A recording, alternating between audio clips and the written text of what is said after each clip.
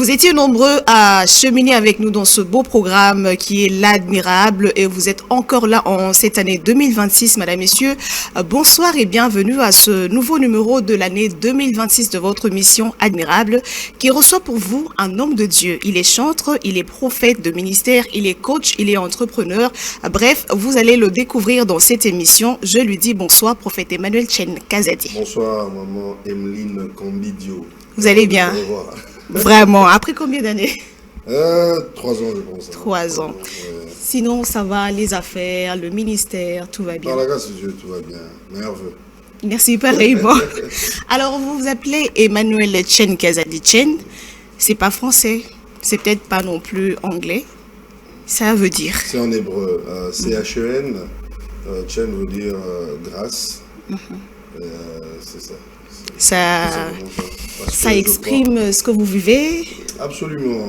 Je crois que je suis de manière très étendue et large l'expression de la grâce de Dieu, tout simplement. Je crois que ce que je suis devenu et ce que je deviendrai, ça ne sera que par la grâce de Dieu. Donc, il reste encore quelque chose après ce que vous êtes aujourd'hui. Forcément, c'est donc la mélodie demandée jusqu'à ce que votre joie soit parfaite. Je continue de demander et je continue d'attendre la perfection de la joie. Alors, on est curieux de savoir où est-ce que cette histoire a commencé. Laquelle? On veut savoir le prophète qu'on voit aujourd'hui. Qui était-il quand il était enfant? Ah là là là là. Alors, le prophète d'aujourd'hui, déjà j'étais un garçon plutôt simple. J'aimais tout ce que les petits garçons aiment. Le foot, tout ça, et voilà. Mais comment est-ce que l'histoire du prophète a commencé, c'est ça? Alors, un oncle à mon père avait eu à dire à mon père que la génération après eux, c'est la génération des enfants qu'eux auront, il y aura un Emmanuel Kazadi, parce que lui s'appelait aussi Emmanuel Kazadi. Ok, il était prophète. Lui était prophète. Mon père aussi s'appelle Emmanuel Kazadi, n'est pas prophète. Et c'est moi qui suis prophète, selon la prophétie qu'avait donné mon grand-père. Et c'est comme ça que l'on m'a dit ça. Et j'avais quand même difficile à comprendre de quoi il s'agissait. Et au fil de temps, un jour j'étais parti en vacances et je m'étais brûlé sur le visage. Vous voyez, ça vous étonne parce que vous ne pouvez pas voir. Tout a disparu. C'était pas si grave que ça. Ah non, c'était très grave. Quantième degré? 2e degré. Oh, ok. Ouais. Et j'étais brûlé sur le visage. Et après, je parlais à Dieu devant le miroir. Je me souviens très bien de ce jour-là, comme si c'était hier. J'avais 11 ans. 10 ans. J'étais devant le miroir, j'ai pleuré mon visage. C'était déjà déformé. Oh là là, c'est terrible. Je disais au Seigneur, on me dit que je dois te servir, que je devrais prêcher comme les pasteurs le font. Avec ce visage, je ferais comment? J'aurais honte, je ne saurais pas. Il serait mieux pour moi de faire des boulots qui n'exigent pas que je me tienne devant les gens. Seigneur, pas ça. Si tu veux que je te serve, restaure ma peau. Une prière sincère et innocente à la fois. D'un enfant en plus. Vraiment. Mais ça a rencontré le Dieu des enfants. Et il a exaucé. Peu à peu, je voyais mon visage se régénérer. Et puis, voilà. Pas de produits, pas de médoc. Du tout. J'avais plus aucune raison de dire non au Seigneur. Et c'est à cet âge-là qu'on a commencé à suivre le Seigneur avec les codymes et jusqu'à aujourd'hui. Et quel est ce souvenir, à part ces mauvais souvenirs que vous gardez de votre enfance? Vous avez un autre qui vous a également marqué, qui chemine avec vous aujourd'hui? Oui, dans la musique, par exemple. J'étais en 6e primaire. J'étais en 6e primaire. Un jour, il y avait des secouristes qui étaient venus à l'école. Ils venaient de la Suisse. Il y avait des secouristes qui étaient venus. Et les secouristes se Croix-Rouge. Et je me suis aussi fait enrôler dans le mouvement, etc. Quand ils sont arrivés, excuse-moi, quand ils sont arrivés, on nous avait demandé d'écrire. Et j'étais, par la grâce du Seigneur, parmi les élèves brillants de ma classe. Et l'enseignant m'avait demandé d'écrire un poème sur le VIH-Sida. Je me suis mis à écrire, j'écrivais tout et n'importe quoi. J'ai fait lire à mon père, il a essayé de mettre sa main dessus, il a orienté, mon père a fait les lettres, il a réorienté ça à sa manière. Après, j'ai emmené ça à mon enseignant à l'école primaire. Et il me dit, oh non, ça c'est pas un poème, tu as écrit une chanson. Ok. J'ai écrit quoi? Une chanson. Lui, il était musicien. À la récréation, il prend sa guitare, quand ça dit viens, donne-moi ton texte là. Il dit, moi je jouais la mélodie, chante les paroles que tu as sur ton Et à texte. l'époque, vous chantiez déjà? Je chantais pas, je ne sais pas comment il lui avait remarqué que je pourrais chanter. Il a commencé à jouer, tac, je chantais n'importe quoi, il orientait mes lignes mélodiques, et tac, à la fin c'était une chanson. Il me dit, c'est ta première chanson écrite de la vie. Ok. C'est magnifique. Et j'ai gardé ça en tête, parce que j'ai écrit une chanson, et c'est comme ça que les chansons pleuvent quand même dans mon parcours. Alors, vous êtes prophète. Quand est-ce que vous avez su que c'était vraiment l'appel de Dieu? On me l'avait dit, comme je l'ai dit tantôt, et puis après, avec le parcours, plusieurs personnes n'ont cessé de le dire, et moi-même aussi, j'ai eu pas mal d'apparitions, pas mal de conversations avec le Seigneur en ce sens, et voilà. Et c'était votre rêve d'enfant? Non, allez, mon rêve d'enfant, j'ai jamais rêvé d'être pasteur. Jamais. Déjà que je n'aimais pas ça. Pourquoi? Je ne sais pas s'il est encore vivant, le pasteur, je ne vais pas le citer, mais je ne me souviens pas de son nom. On avait des pasteurs, ma mère aime beaucoup prier avec les pasteurs, les prophètes. Alors un jour, il y avait un pasteur qui est venu à la maison. Ah mais honnêtement, le pasteur là, il était habillé à sa manière. C'était toutes les couleurs sur lui. Et le français qu'il parlait, aïe. Je dis, s'il faut être pasteur, il faut parler comme ce gars ici, il faut m'habiller comme ce gars. En tout cas, ça non. Ouais, c'était la voix de Bandeko, ça, Mais pourquoi vous avez tendance à parler comme ça? C'est pratiquement la ligne de conduite de presque tous les hommes de Dieu. Moi, je parle pas comme ça. Hein. Moi, je sais pas pourquoi. Parce que quand on sent quelqu'un parler, on se dit directement que celui-là, c'est un prédicateur. Je sais pas pourquoi ceux qui parlent comme ça parlent comme ça. Moi, je parle pas comme ça. C'est pas une recommandation divine. Mais du tout. Je crois que la voix se grille avec les prières faites à haute voix. Chose que moi, je ne fais pas. Moi, je prie pas à haute voix. L'autorité ne se trouve pas dans le volume de la voix, plutôt dans l'impact de ce qu'il y a dans la voix. Alors, vous recevez des apparitions, des prophéties et tout. Et comment est-ce que vous entrez dans l'appel? Comment j'entre dans l'appel?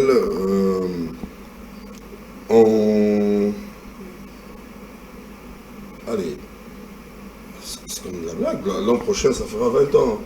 C'était en 2007. J'étais en retraite et le Seigneur me demandait de lancer un mouvement de jeunes.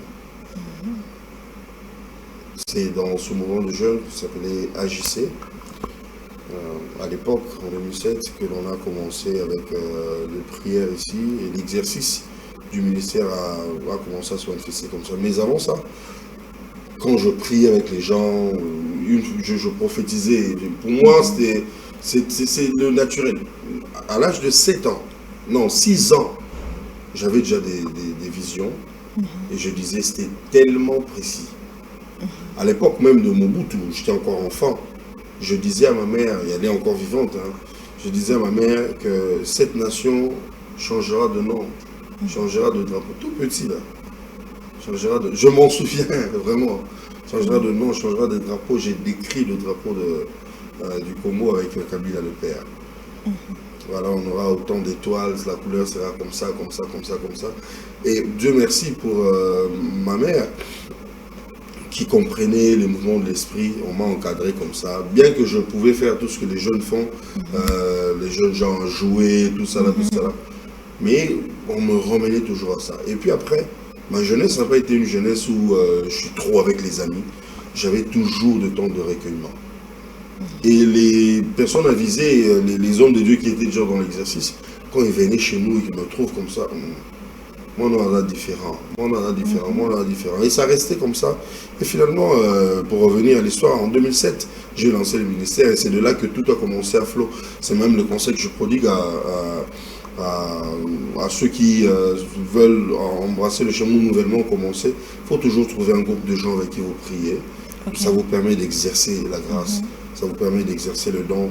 On ne devient pas meilleur joueur dans la tête, c'est dans la pratique. C'est comme ça que le prophète Emmanuel s'est formé et forgé. Et puis voilà, 2007 à aujourd'hui, l'an prochain, 20 ans. Là, on parle de 19 ans de ministère. Oui, à l'heure exacte.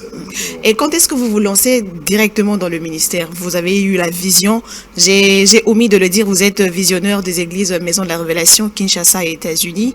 Quand est-ce que vous avez reçu cette vision et quand est-ce que vous vous êtes lancé dans ça? Alors, je suis quelqu'un de très perspicace, je dirais, où allez, je prends mon temps pour essayer d'élaborer tout ce que je veux faire. En tout cas, je prends mon temps. Même quand Dieu me parle, je sais que Dieu ne me placera pas une balle dans la tête parce que j'ai pris du temps. C'est vrai que je voudrais travailler dans son timing, mais allez, le Seigneur qui m'a donné aussi cette manière d'être comprend quand même comment je suis. Et je prends mon temps pour analyser les choses. Ça fait longtemps que le Seigneur m'avait parlé de l'église Maison de la Révélation, mais avec le temps, mais avec la conjoncture de ce temps-là, j'avais autre chose que je trouvais prioritaire pour moi. Me marier par exemple, avoir des enfants, un ou deux, et puis voir à quoi ça ressemble la vie de parents, et puis après on va se lancer dans l'église. Ça c'était moi. Et c'est comme ça que en 2018, on lancera la Maison de la Révélation aux États-Unis et en 2022 à Kinshasa. Ok. Et ça n'a pas été difficile de lancer parce qu'on sait tous que pour lancer une église, rassembler des foules et avoir de matériel peut-être, c'est quand même quelque chose de très difficile. Il fallait avoir de soutien, il fallait avoir des donneurs également qui sont très importants aussi. Est-ce que ça ne vous a pas coûté beaucoup? Avant de lancer la Maison de la Révélation Kinshasa, j'avais demandé à Dieu de me bénir financièrement. Et à sa manière, il l'avait fait. Pour que vous n'ayez pas à courir derrière le genre, avoir la main tendue. Je ne sais pas comment on fait ces histoires-là. Hein? C'est-à-dire manigancer des choses pour avoir de l'argent. Je sais chercher de l'argent. Hein? Je sais chercher de l'argent. Deux choses qui ont été mes points de prière avant le lancement de l'église. Donne-moi les gens et donne-moi l'argent. Et voilà, et je serai ton agent. Ok. Alors, on voit un écrivain là.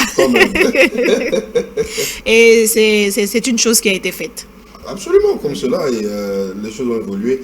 La Maison de Révélation aux États-Unis avait connu un petit souci en 2019 avec la Covid. Ok. Everything was shut down. On a tout fermé. Les églises étaient fermées. Vous connaissez la période 2019-2020. 2020, vers la fin, les choses commençaient à se dessiner autrement. En 2021, j'avais un programme venu à Kinshasa. Donc, vous imaginez que depuis qu'on a fermé en 2018, 2019-20, jusqu'à présent, on n'a pas réouvert. Je peux le dire, en 2026, on relance la Maison de la Révélation aux États-Unis. Et pendant ces temps, les brebis ne se sont pas écartées. J'avais dit à Dieu, donne-moi l'argent et donne-moi les gens. Il me les avait vraiment donnés. Ceux-là que Dieu te donne ne vont pas ailleurs. Ils peuvent aller, comme on fait dans la vie courante, hein, manger chez les oncles, chez la tante, mais on connaît son adresse, absolument.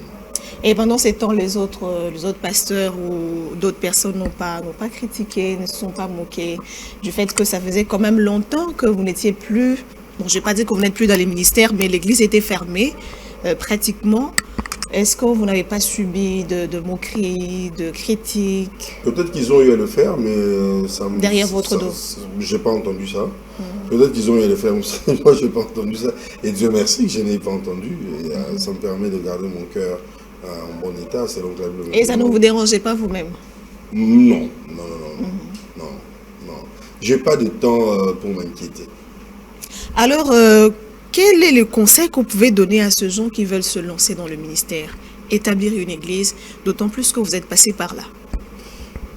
Comme le Christ, demander à Dieu de te donner les gens. Demander à Dieu de te donner les gens. Demander à Dieu de te donner l'argent et que toi, tu sois son agent. Mais est-ce qu'on doit fermer l'église parce qu'on n'a pas assez de gens? C'est une raison. Non, non, non, non. On n'a pas assez de gens, ça non.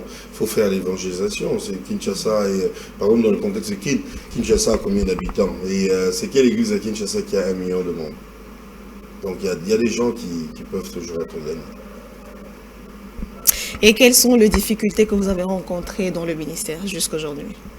Difficulté, Emmanuel, difficulté.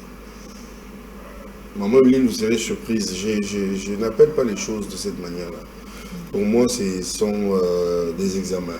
Pour moi, ce sont des examens et c'est ce qui me parle un peu de certaines maladies, je pense. Hein. Parce que je n'appelle pas les choses comme le commun mortel l'appelle. Difficulté, en tout cas, sans prétention, je pense aucune. Les épreuves, alors, comme vous le dites. dites. Par exemple, les apprentissages, ouais, vous avez l'argent en main, vous cherchez les lieux, vous ne trouvez pas. Vous faites Vous voyez un peu Et quand vous avez des gens avec qui vous pouvez travailler et les choses ne se font pas exactement comme vous voulez, des petites choses comme ça. Mais sinon, je crois que je suis quand même quelqu'un de très organisé et qui veut aller loin, ménage sa monture. Et c'est ce qui m'aide, moi. Alors, prophète, ici à Kinshasa, on a constaté une sorte de, je ne sais pas s'il faut dire, prolifération des églises et de visionneurs. Est-ce que lorsqu'on a un appel des dieux, on est forcément appelé à avoir son église, se détacher de là où on était? L'appel de Dieu veut dire avoir un ministère à côté, une église à côté, que ce que vous avez, où vous êtes grandi. Pas forcément. Pas forcément être appelé. Dieu peut t'appeler à servir sous quelqu'un. Et toute votre vie. Oui, Dieu peut t'appeler à servir sous quelqu'un. Et gagner ta vie très bien, d'ailleurs, en étant sous cette personne-là. Je crois que c'est une carence d'enseignement en termes de leadership. Il y a certains leaderships qui doivent être en format de soumission, c'est-à-dire mettre sa mission sous quelqu'un. Donc, c'est ça. Et comment vous voyez cette prolifération-là? C'est quelque chose qui doit faire peur? Parce qu'il y en a quand même nombreux. Vous êtes sur une avenue, vous voyez 4, 5, 6 églises, une avenue qui a peut-être 10 parcelles. C'est quand même inquiétant ou c'est quelque chose qui doit plaire parce que il y a quand même cette multiplication. J'estime que ce n'est pas une mauvaise chose, seulement il faudrait qu'elle soit bien encadrée. Et aussi, là vous risquerez de faire parler le politicien en moi. Et aussi il faudrait qu'il y ait quand même de gros enjambages entre les églises pour éviter un peu les comment vous appelez les dérangements de son, là, comment vous appelez ça encore, vous qui parlez? Nuisance sonore. Nuisance sonore, tu vois que c'est...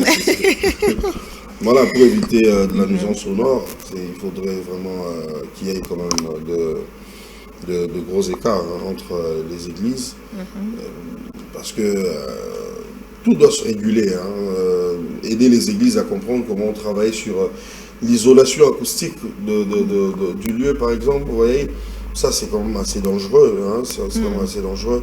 Vous verrez une église où il y a 12 personnes, mais il y a des gros baffles.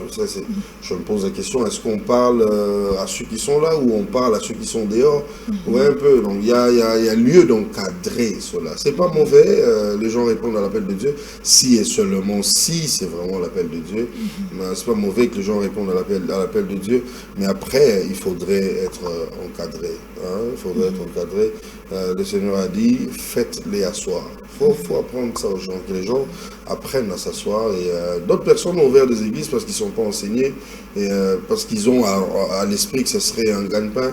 Et peut-être que plus tard, lorsque l'État organisera mieux les choses, il y aura de l'emploi. Croyez-moi sur parole, ceux qui n'ont pas le vrai appel vont arrêter. Alors, on va profiter de votre présence pour apprendre un tout petit peu, prophète. Aujourd'hui, on ne sait vraiment pas reconnaître le vrai prophète. il y en a tellement nombreux qui divisent, qui désorientent et qui manipulent d'une certaine façon. Vous êtes prophète. Pouvez-vous nous aider avec quelques astuces qui vont nous aider à reconnaître qui est réellement un vrai prophète? Est-ce que celui qui est devant moi, c'est vraiment un prophète? Comment le faire? Bien. Pour juger ce qui est spirituel, il faudrait être spirituel. Ça, c'est la base. Ok. Pour juger de ce qui est spirituel, on ne peut pas juger de ce qui est spirituel avec des moyens de la chair. Du coup, moi, je recommande toujours les enfants de Dieu à la prière. Il faut prier. Dieu... Est-ce que Dieu parle à tout le monde, hein? Absolument, absolument. Imaginez que Dieu, dans la Bible, a parlé aux animaux. S'il vous plaît. Est-ce que Dieu peut trouver mieux à échanger avec les animaux Ça, j'aime. Et inutile de parler aux humains. C'est pas le Dieu que j'ai vu dans la Bible, que je sers à ce jour. Non, Dieu parle à tout le monde. Dieu parle à tout le monde. Seulement, il faudrait... vous savez, moi j'ai toujours compris les choses de Dieu comme une course de dragueur. Quand tu sais que... Fille, fin de fin, qui est né dans mon malem. Qui est né dans mon malem. Parce que précipitation peut vous bébé sans bébé. Ah oui. Avec Dieu, c'est ça. Considère-toi comme si tu es en train de... Allez, Dieu sait que une fois qu'il t'ouvre son bon trésor, et il ne referme pas. Alors c'est logique que qui est là,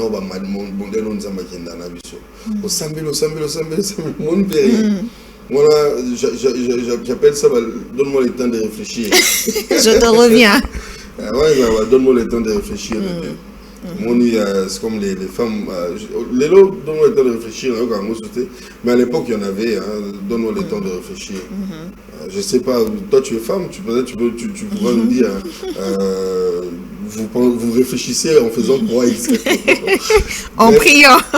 Mais dans ce cas, il faut prier pour ce cas. Il faut prier. Comme ça, Dieu va vous expliquer, donne-moi le temps de réfléchir de Dieu. Et, il te dira, ça c'est mon prophète ou pas. Et, voilà. Et puis après, il y aura toujours des signes. Vous avez mentionné le mot manipulation. Je suis en train de travailler sur un livre qui parle de ça. Démasquer la manipulation dans l'Église. Ouais, parce que c'est quand même assez exagéré. Et il y a beaucoup de choses à dire. Des vies sont détruites, désorientées. Tu te retrouves dans un mariage où tu ne devais peut-être pas être, parce qu'un prophète t'a dit c'est lui l'homme de ta vie, c'est elle la femme de ta vie. Est-ce que c'est ça le travail du prophète? Exactement. Est-ce que c'est ça le travail du prophète? Moi, je peux le dire. Mais c'est très courant aujourd'hui ici à Kinshasa. Dans des églises, on te dit, avant de faire un choix, il faut que le pasteur ou ton père spirituel te dise ce que lui a vu dans les spirituels. Ah, le mariage n'est pas spirituel, que le père spirituel reste à sa place. le mariage... Donc, c'est pas important de le consulter aussi. Consulter Dieu. Moi, je pense que si vous consultez Dieu, Dieu peut passer par des gens. Mais en faire une obligation, ça... Avec moi, ça va pas passer. Avec moi, ça va pas passer. Vous savez, ma femme et moi, on lui a dit à elle, maman Patricia Ngoma Kazadi, on lui a dit que je salue. On lui a dit que quand on va se marier, ce sont des prophètes qui lui avaient dit, je sais pas, elle était où avec eux, que quand tu vas te marier, tu auras difficile d'avoir des enfants. Ok. Je lui ai dit, elle nous disait ça pour qu'on commence à prier. Je dis, maman, est-ce que les prophètes, quand ils t'ont dit ça, ils t'ont dit avec qui tu devais te marier? Moi, on m'a dit par personne que j'aurais des problèmes comme ça. Et on a attendu l'enfant le premier mois que madame tombe enceinte, deuxième mois au début, elle est revenue avec sa prophétie. Même tu vois, je dis, fais d'abord le test de grossesse. Elle fait le test de grossesse, elle se plaignait en étant enceinte. Oh. Vous voyez? Alors, et pourtant, je n'ai jamais prié avec elle pour ça. On a 4 enfants. On n'a jamais prié pour que Dieu nous donne un enfant. Jamais. Si je me concentrais sur ça, peut-être que j'aurais fait une prière assez dérangeante, parce que ça sert à quoi de prier pour quelque chose d'exaucé? Ok, ok. Imaginez maintenant la même ligne. Toi, quand on a mis sur tout ça, mais disant, ça veut dire quoi? Aux amours déjà. Ouais. Alors, on va prendre une autre casquette de vous qui est le chantre. Vous l'avez dit au tout début que vous avez fait un poème, mais que votre professeur vous a dit que c'était un chant. Et c'est en ce moment-là que vous êtes reconnu comme étant chantre. Oh non, non. Depuis ce temps-là, j'ai commencé, je dirais vraiment, hein, j'ai commencé à beaucoup aimer la musique. Petite histoire. Moi, la musique m'a collé à la peau, sincèrement. Vraiment, nous avions habité une parcelle où devant il y avait un bar. Et derrière, c'était les maisons. Imaginez, c'est-à-dire, je respirais la musique. J'ai mon petit frère, aujourd'hui il a grandi, à l'époque il avait 6 ou 8 ans, si pas moins, mais il te chantait, on disait moi franco au copatin, l'environnement. J'ai évolué dans ça parce que pour ceux qui veulent faire la musique ne commence pas avec la bouche, ça commence avec les oreilles. Ça commence d'abord avec les oreilles. Du moins d'ailleurs, pour que tu chantes, il faut que tes oreilles écoutent la gamme. La musique commence avec les oreilles. Il faut beaucoup écouter, beaucoup. On ne peut pas prétendre écrire un livre de 300 pages sans avoir lu un livre de 300 pages dans la vie. Ça, on ne peut pas prétendre faire la musique sans avoir écouté la musique faite par d'autres personnes. Oui. Alors, depuis ce temps-là, je me suis donné la peine d'écouter. J'écoutais à l'église le gospel, à la maison le gospel, dans la parcelle. Mais vous étiez chrétien à l'époque. Je n'ai jamais été autre chose. Même avant de recevoir Jésus, moi j'étais chrétien. Nanko, tu es obligé. Maman va t'amener Nanko. Ouais. Donc, elle ne nous a même pas laissé le temps de savourer la vie. Quel choix. Tu vas opérer, quel choix. Tu vois un peu. Alors, la musique, c'est comme ça que c'est venu. J'ai eu... Il y a un de mes oncles qui était rappeur. J'étais en 2e secondaire. Quand il a arrêté avec le rap, parce qu'il devait travailler maintenant dans le séculier, il a arrêté avec le rap, il m'a emmené tous ses cahiers où il écrivait ses histoires. Il m'a passé ses notes. Ma mère était fâchée. Oh, c'est moi,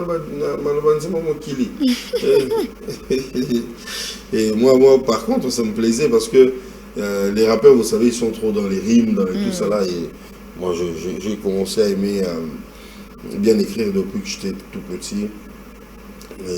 C'est comme ça que j'ai eu le goût de lire et je transformais les paroles des chansons de mon oncle là en des paroles gospel. C'est l'exercice que je faisais. Là où il chantait chérie nana, je modifie ça, nana. Et avec le temps, j'ai commencé à faire la musique de manière passive d'abord, où j'ai aidé plusieurs personnes, des amis, des connus et des inconnus. Et c'est comme ça qu'en 2019,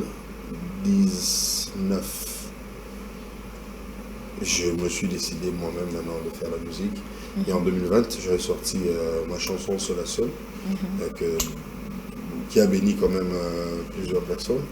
Et puis voilà. Et vous avez tout un album Exploit, c'est ça? Oui, j'ai un album Exploit que j'avais sorti et puis j'ai ramené dans les tiroirs. Oh, pourquoi? Pour bien me préparer financièrement. Et puis je voudrais que ça soit vraiment un top. Et aussi, je n'avais pas aimé certaines tournures de certaines de mes chansons. Je voudrais les refaire. Et pourquoi vous étiez allé vite en besogne Du tout, vous savez, c'est un côté assez dérangeant de ceux qui aiment être excellents. On a l'impression de voir les fautes dans tout ce que nous faisons. Ouais, donc c'est... L'album est là, ceux qui ont les CD, ça ne va pas changer, ça ne va pas bouger, ils vont écouter ça, mais moi je voudrais refaire et je vais écrire album Exploit révisé. Ok, alors on va tourner du côté de la régie, si Trésor Birindois peut nous proposer Seul à Seul et on va retourner pour poursuivre. Akia, Zanduwa ba profeta, Zanduwa kutenda kubantu, Zanduwa hamba lahama, Zandi wa Isaka, Zandi wa Yakob, Zandi wa Musa, Zandi wa Elia. Nkwana mchona kwa. Oh Père, il n'existe pas meilleur endroit que ta présence. Où tu es, je veux être. Où tu es, je veux demeurer.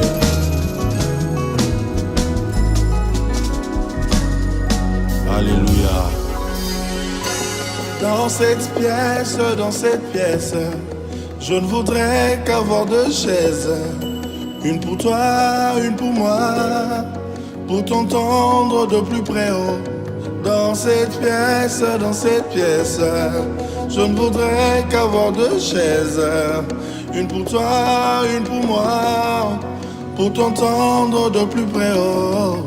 Je voudrais t'écouter. Oh. Yahweh, je voudrais t'écouter. Oh. Je voudrais t'écouter. Je voudrais t'écouter.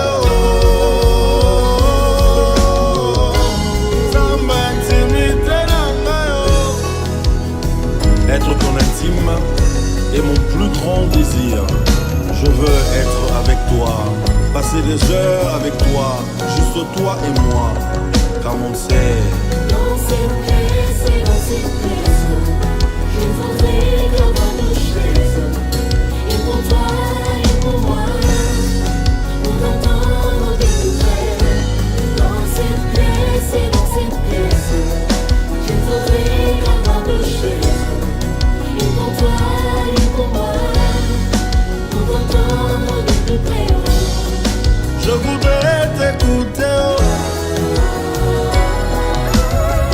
Yahweh, je voudrais t'écouter. Nayoko kala, nayoko lelo.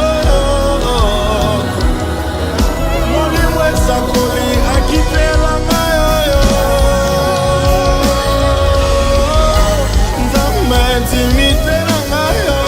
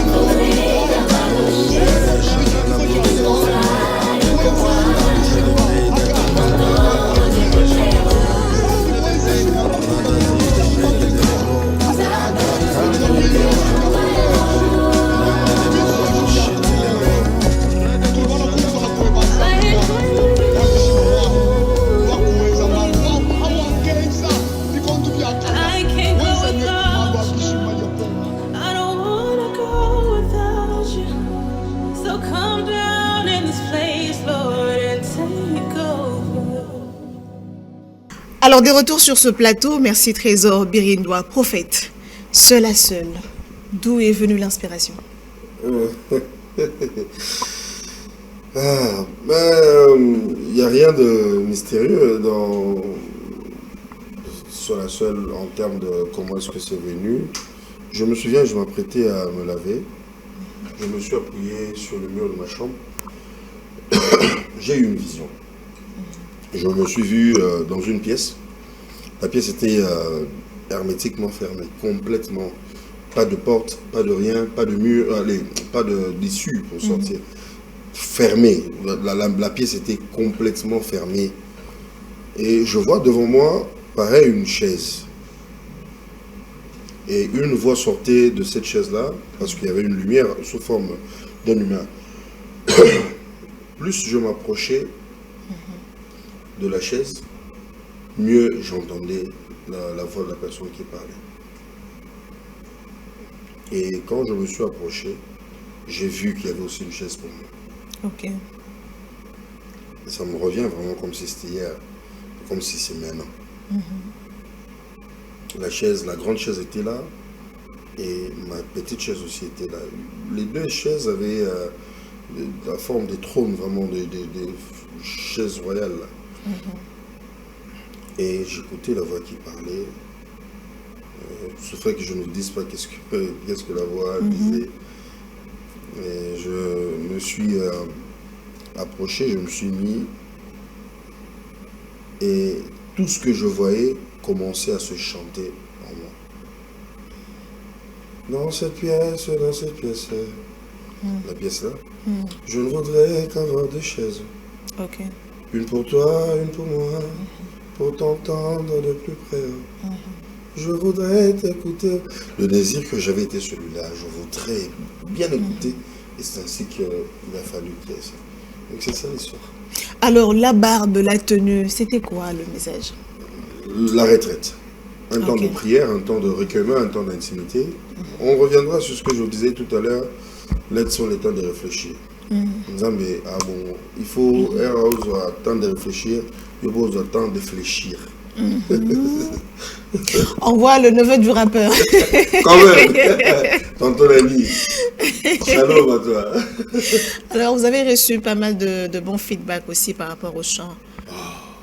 Maman.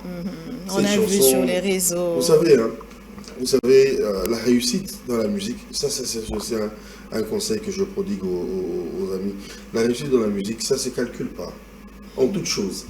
Il suffit, allez, ta part, c'est de bien faire. Et la part de Dieu, c'est de faire connaître ça. Ça touche une personne, ça touche une deuxième personne. Il y a des musiciens, même profanes, je préfère que Yemo Abed Alisola un jour, c'est un artiste très connu ici chez nous. J'étais avec lui, Natchelé Sola seul, à Bandi Kolela. Déjà, la beauté de ma voix ne peut pas faire pleurer ce papa-là, parce que c'est un bon chanteur.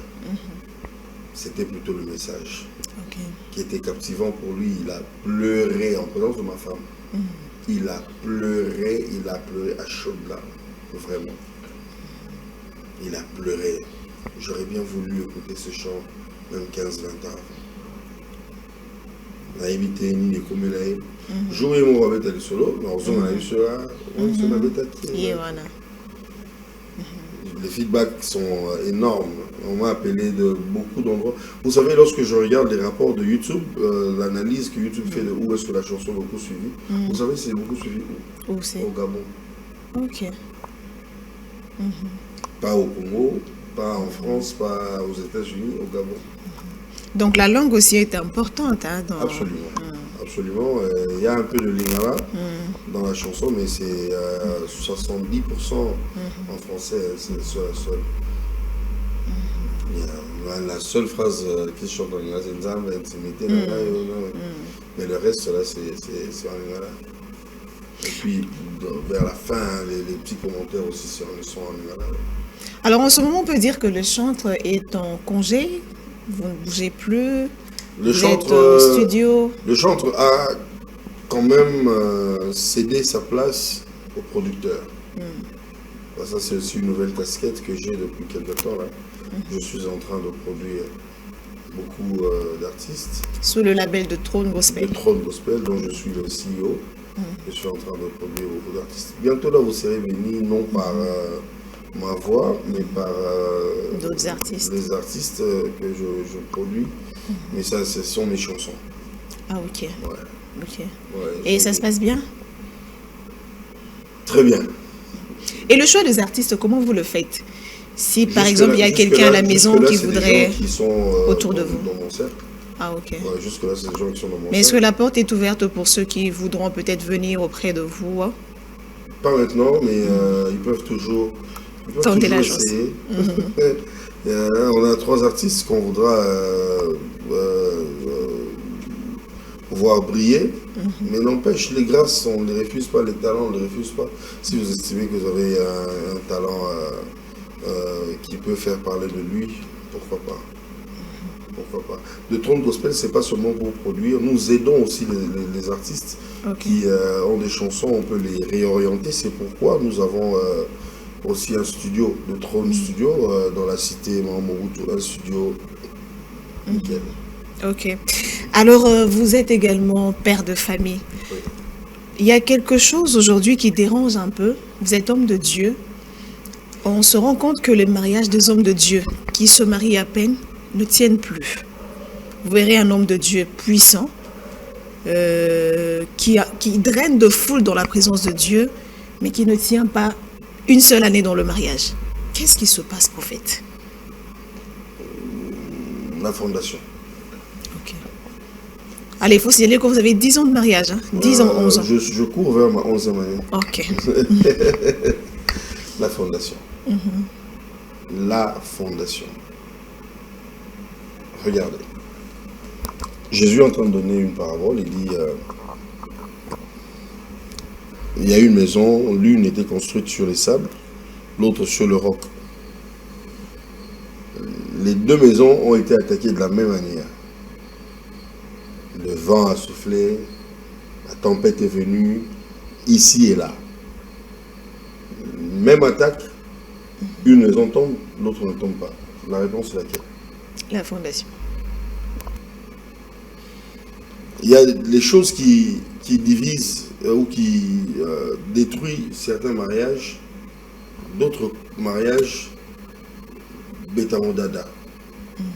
C'est quoi? C'est la fondation. J'exhorte toujours aux mariés, prenez le temps d'échanger. Avant de vous marier, hein, les fiançailles, oh là là, prenez le temps d'échanger. Et si vous pensez que pendant le fiançailles, vous n'avez pas eu beaucoup de temps d'échange, les premiers mois, les premiers jours, échangez. C'est important. Parlez, connaissez-vous. Moi, je suis un fan Est-ce que le problème, c'est pas l'homme de Dieu? Parce que l'impression qu'on nous donne aujourd'hui, les hommes de Dieu ne sont pas exactement ce qu'ils nous font voir sur la scène, par exemple, mais dans la famille. Ils se sont mal vendus. Moi, ma femme, je lui ai dit, tu ne te maries pas à l'homme de Dieu. Tu te maries à l'homme. Et dans les fiançailles, si tu penses que l'homme ne te plaît pas, c'est simple, tout ça. Et ma femme elle a eu à comprendre ça. Elle s'est vraiment intégrée dans tout ce que je fais. Et voilà, c'est plutôt facile pour nous. Et ça veut dire qu'on n'a jamais eu de problème. Oh là là, nombreux. Et c'est ce qui fait de nous très forts. Et qui pouvait vous conduire même dans le divorce aussi. Oh, laisse tomber. Laisse tomber. Le divorce vient de plusieurs choses. Quand on va divorcer, on va aller le Pepsodent. On va aller le Pepsodent, pâte dentifrice. On va aller là, nia ou n'importe quoi. Nia ou n'importe quoi. On va faire un gars pour nous avoir l'équipe. Et là, il y a des impôts. Moi, ça, mon gars, salité dans le ndako et l'équipe. On va pour nous avoir mon tamol. Moi, c'est se sentir menacé. Et là, pour goûter la nia, il y a un voisin à côté. Au moins, il y a des choses à dire. Pour les gens qui ont beaucoup. Vous avez poli. Bah, famille, quand tu as raté, quand tu as après divorcé, tu as raté. Bah, pour divorcer, beaucoup de gens qui ont une politesse, tout ça, mais tu es là, beaucoup de gens. Alors, quelle est la casquette que vous aimez le plus de tout ce que vous êtes? Toutes les casquettes. Toutes les casquettes. Bien, et dans laquelle vous vous sentez les plus à l'aise? Toutes les casquettes. Tout dépend du temps.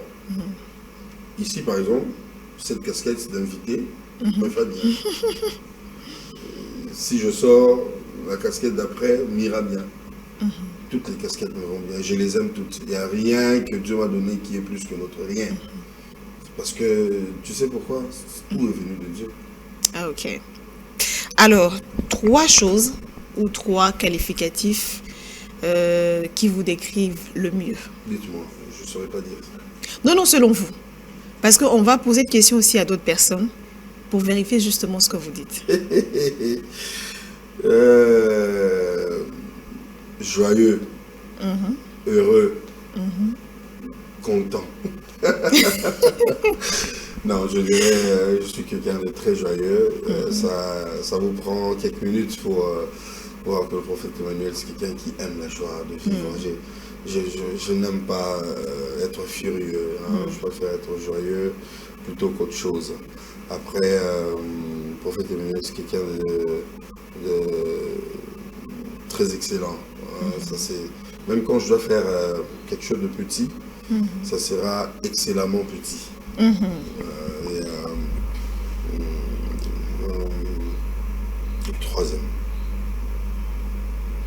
Troisième, je voudrais entendre ce que les gens disent. Non, non, dites-le, on va vérifier. Ah, troisième.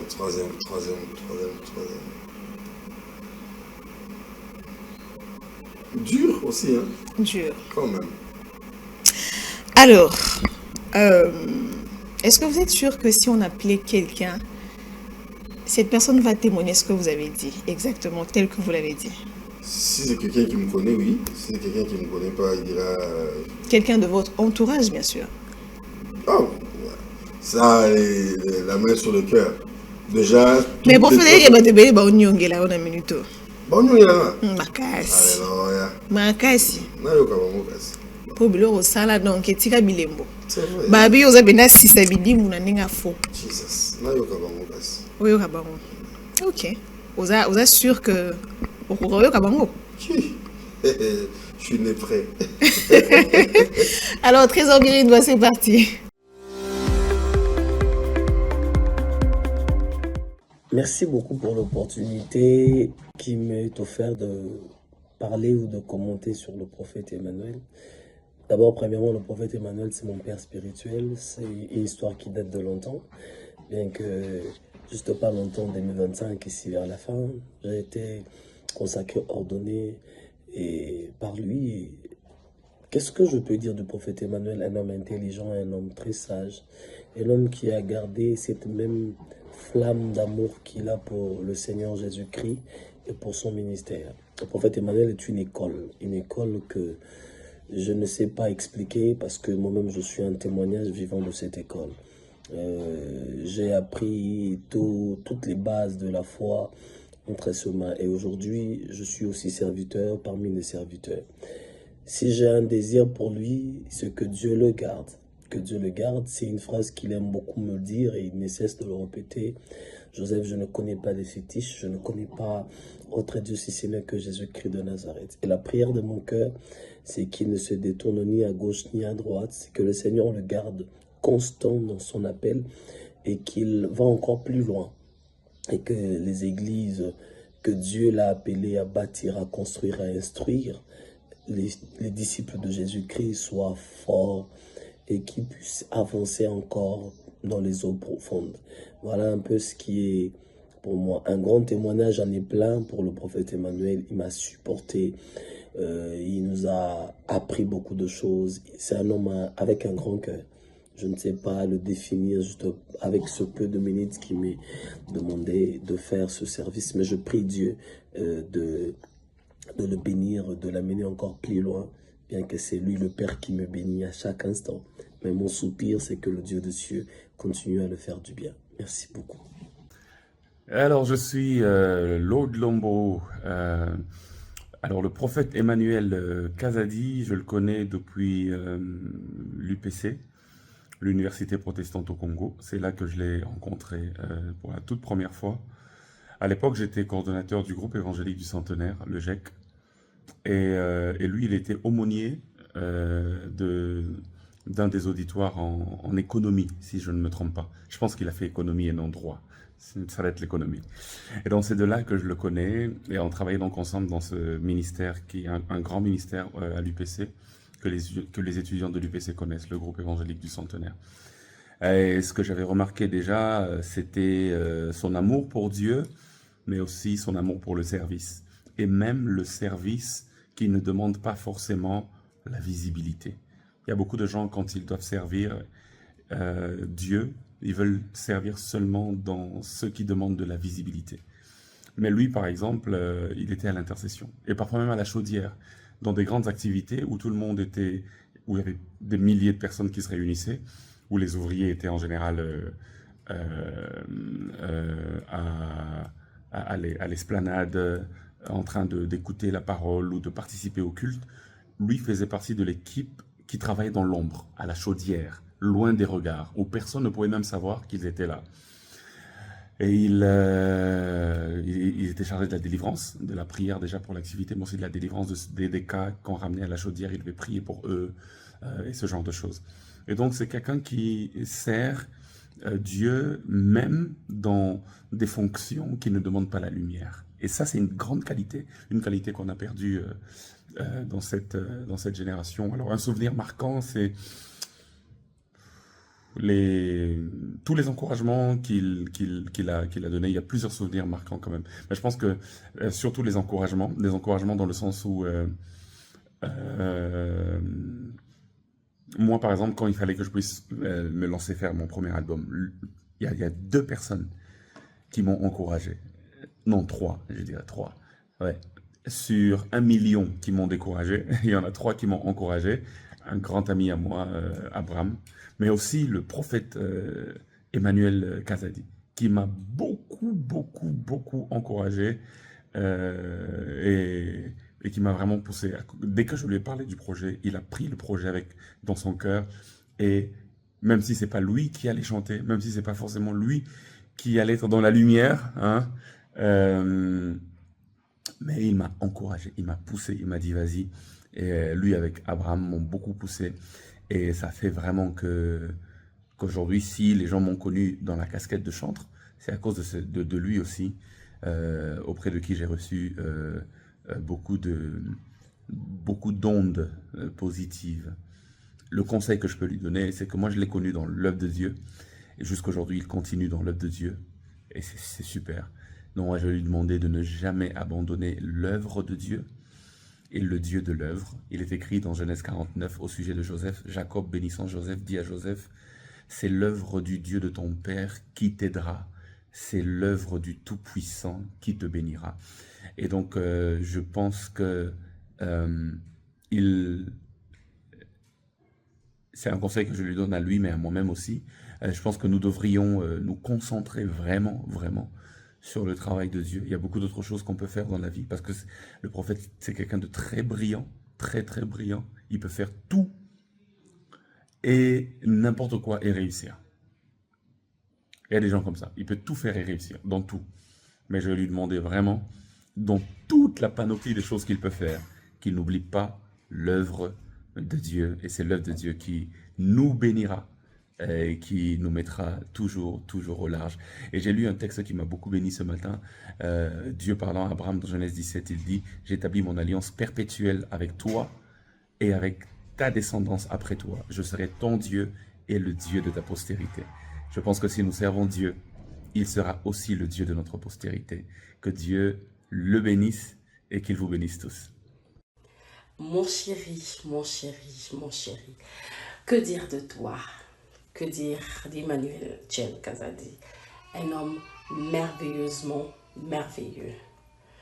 Je t'aime de tout mon cœur et tu le sais. J'ai toujours l'habitude de dire que je suis un enfant béni des dieux parce que j'ai été comme époux. T'avoir dans ma vie est un privilège et un honneur. Si je suis ce que je suis aujourd'hui, si je suis la femme que je suis aujourd'hui, c'est grâce aussi à toi. Tu as su ressortir ce qui était en moi, ce qui était enfoui en moi. Et ça, it's a win. Disons que nous sommes ensemble, mais tous les jours, je découvre une facette de toi qui me fait encore tomber amoureuse de toi. Je suis folle amoureuse de mon mari, et un homme bien. Je ne le dis pas parce que je suis sa femme. C'est un homme bien. un homme de foi surtout. Un homme a un cœur, I don't know. Je vois combien il se sacrifie pour, non seulement pour moi et les enfants, mais pour les autres aussi. Et je dis, j'ai beaucoup à apprendre. Alors, ce que je peux te dire, c'est que le Seigneur t'aime, il te connaît. Et il t'emmène très loin. Reste attaché à ces dieux. Garde ta foi. Et garde toujours ce bon cœur. Tôt ou tard, ça va payer. Même les enfants de tes enfants vont bénéficier de tes bienfaits. Je t'aime énormément et qu'est-ce que je peux dire? Pacheco. Bonjour, bonjour. Moi, c'est Monsieur Christian Mendé, le grand frère de Détienne. Alors, j'ai un petit témoignage à mettre en pratique pour mon frère que vous allez recevoir dans votre plateau de télévision. En effet, Détienne, c'est un monsieur qui a toujours été pragmatique dans tout ce qu'il fait. Un courageux, c'est un battant. Il sait comment percer dans la vie.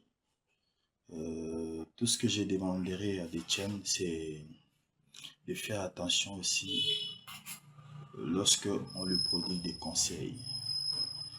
Tout conseil n'est pas forcément à rejeter. C'est vraiment un frère que Dieu m'a donné et qui a toujours été aussi là pour moi. À chaque fois j'ai besoin de lui.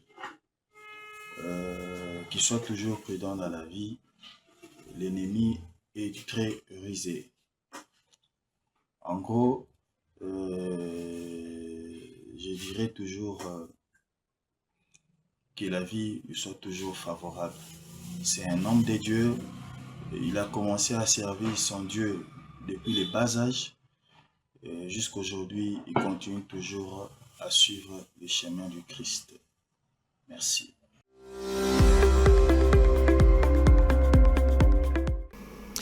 Alors, de retour sur ce plateau, prophète, vos impressions par rapport à toutes ces personnes qui ont dit des choses sur vous. Déjà, c'est 4 personnes formidables, hein, 4 personnes que j'aime beaucoup. Le prophète Joseph, pasteur Lord, maman Patricia et mon frère Christian.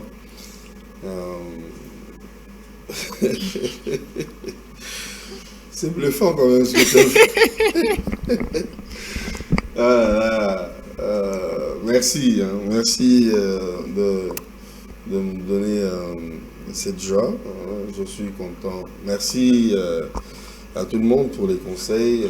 Je vais essayer de mettre cela en pratique. Christian a tout couronné. Il dit il ne faut pas rejeter les conseils qu'on vous prodigue. Je commence par pratiquer le conseil de Christian en ne rejetant pas tous les conseils prodigués. Je les note et je vais mettre cela en pratique. Pasteur Lord a parlé de quelque chose relativement... Je compris qu'il parle du zèle. Et c'est l'impression que tout le monde a, que le prophète Emmanuel a baillé, m'a envoyé l'évangile. En fait, je profite de répondre à toute cette catégorie-là. Le prophète Emmanuel n'abandonnera jamais le Seigneur et pour aucune raison sur la terre, mais même dans les cieux, et même au-delà des cieux, aucune raison. J'aime le Seigneur comme vous n'avez pas idée. Il m'arrive de passer 2-3 heures en train de pleurer pour une seule chose. Vous savez laquelle? L'amour de Dieu.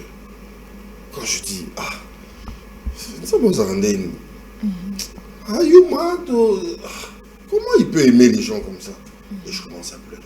L'amour, la seule chose qui arrive à me faire pleurer jusque-là, c'est l'amour que Dieu a pour moi et l'amour que j'ai pour les gens. C'est la seule chose qui me fait pleurer. Vous voyez? Et concernant maintenant le zèle, je prie Dieu de m'aider. Je suis quelqu'un qui se décourage très facilement. Il suffit de rencontrer la petite complication, après je dis bon, c'est que c'est pas le temps, laissons, on va faire ça après. Mais c'est ma bataille de chaque jour avec ma femme. On reprend avec l'église. Je dis, ça va calmer. Ça va calmer. Je cherche toujours des raisons, quelquefois inutiles, pour encourager ma lenteur dans l'exécution. Mais Pasta, danger. Je vais mettre cela en pratique et bientôt on va reprendre la scène. Mais je n'ai pas arrêté de prêcher. Quand je suis invité, je prêche. C'est qu'il dit, c'est que eux tous disent là, c'est relativement aux ailes où moi-même je sers en tant que responsable d'une communauté, tout ça là. Cette année-là, cette année. Ok. Alors, on arrive pratiquement à la fin de cette émission. C'est la toute dernière rubrique intitulée En vérité. En vérité, pourquoi? Parce qu'il y a toujours de choses qui se disent sur des gens qui sont publics, mais peut-être des choses sur lesquelles ils ne se sont jamais prononcés. Alors ici, on vous donne l'occasion. Et à tous ceux qui veulent comprendre, est-ce que c'est vrai, est-ce que c'est faux, qu'on l'entend de votre propre bouche. Alors, vous allez nous répondre avec votre main sur le cœur. Et cela va nous certifier que ce que vous allez dire, ça sera donc la vérité. On peut y aller. Je ne suis pas prêt à dire la vérité en question. Vous allez répondre vrai ou faux. Je dirais vrai et faux. Oui. Si c'est vrai, vous dites vrai. Si c'est faux, vous dites faux. Et à la fin, on va vous donner peut-être l'opportunité de vous expliquer. Si vous ne voulez pas aller dans les détails, on passe à autre chose. Alors, on y va. En vérité, le prophète Emmanuel Chen Kazadi n'est pas accessible. Faux, archi faux.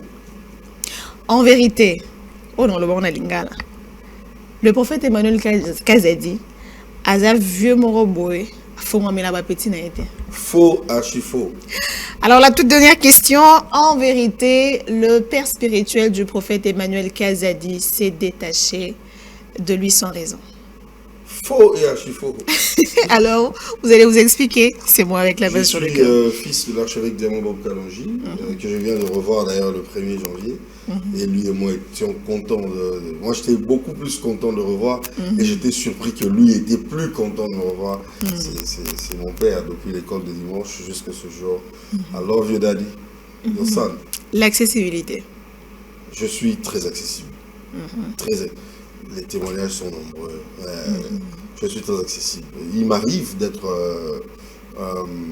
difficile à avoir au téléphone parce que je suis quelqu'un qui est dans beaucoup de choses. Quelquefois qui me demandent de m'éloigner du téléphone. L'émission par exemple.